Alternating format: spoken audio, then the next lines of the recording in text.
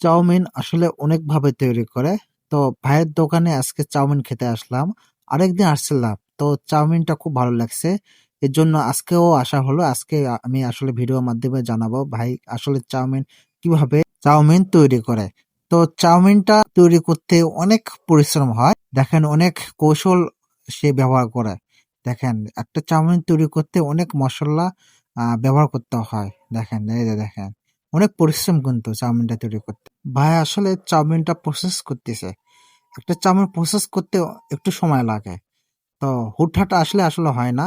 অনেক ধরনের আইটেম, অনেক প্রকার মসল্লা ব্যবহার করতে হয়। এটা মনে হয় ঘি বা মাখন জানি না।